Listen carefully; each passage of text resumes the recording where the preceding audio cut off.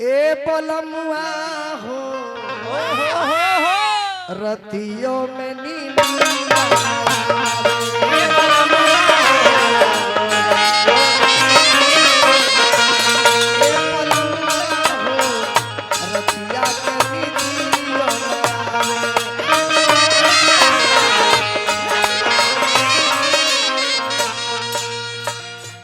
परदेश में बस गइल जाके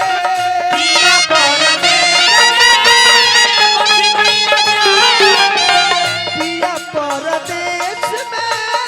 बस गइल जाके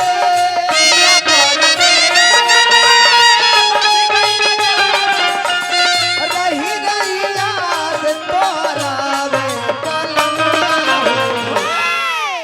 ए सजनवा रतिया के नींदिया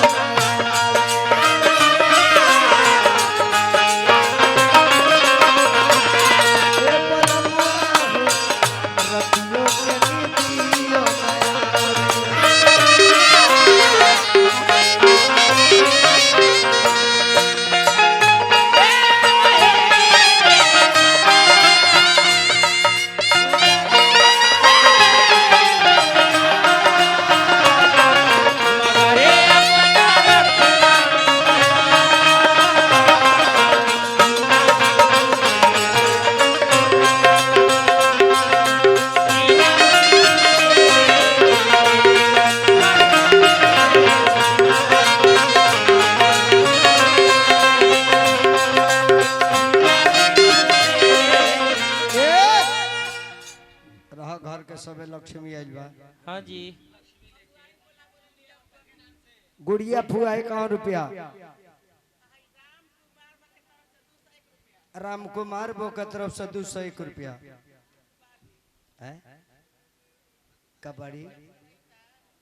अच्छा माने जकार्ता बनवा के राम कुमार जी के बहन के नाम से बिंदु बबनी के नाम से 100 रुपया गई बबनी के शुभकामना बा।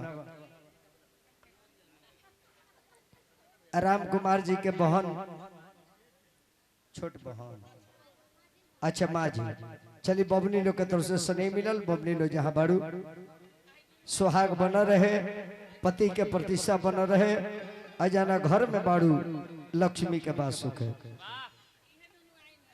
नुनुआई हाय हमार नुनुआइन आए नुनुआइन के लोग लुलुआई हमारे नुनुआइन के लोग लुलुआई आई हम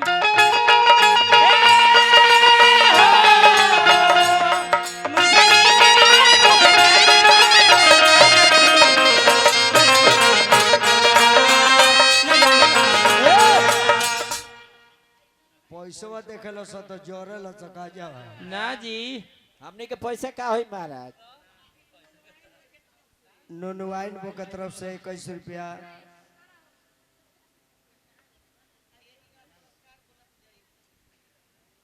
नाम बोलो जाए चलिए हेंगे सबके तरफ से अच्छा नुनुआइन रहुआ पुरस्कार देता है नूनू के कहिया पुरस्कार दे राउर बेटी चलिए हमरो बेटी बिया